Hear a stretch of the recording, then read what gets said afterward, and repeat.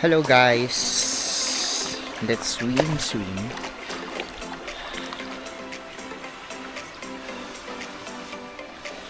This is my view. Love it. Thank you for tingnan mo yung bad trip. Sumisingit siya oh. Nagbablog ako dito eh. Basta yan. Thank you for this trip. I love it. Happy anniversary. Thank you so much.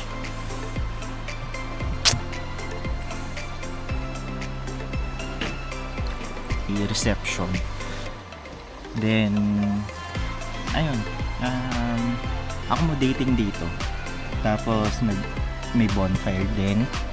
As you can see there, bonfire. Tapos, ang tahimik. Sobrang tahimik niya.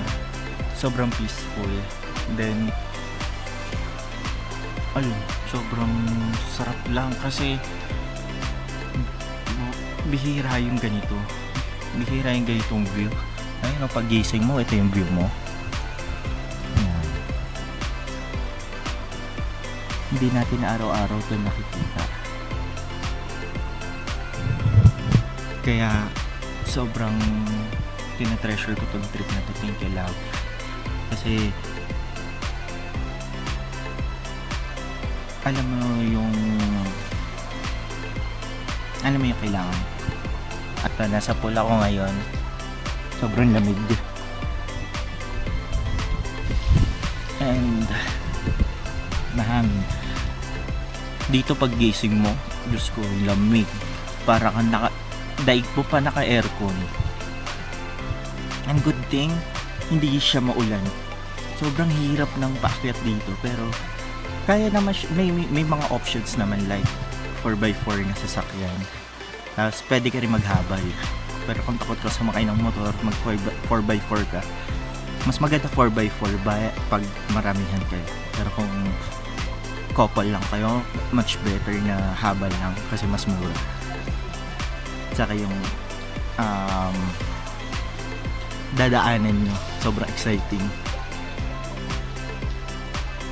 So yeah, I'm ready for work again. Ready na ako ulit humarap sa realidad. Kasi na-recharge na ako. Thank you sa asawa ko, sa maganda kong asawa. She always knows best. And I'm so thankful I have her. Kaya kung darating man yung panahon na mapanood itong ginagawang katarantaduhan ng asawa niya, sana mapanood to ng mga anak din, magiging anak namin. Nakita nila yung katarantaduhan na ginagawa na naman asawa nung daddy nila. Sumisikot na naman na mag-video. Papa-experience namin sa inyo to.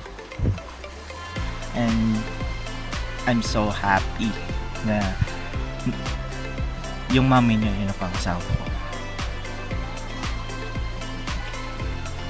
So, we love you. Enjoy muna kami.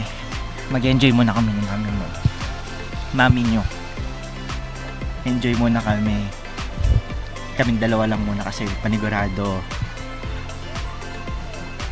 kayo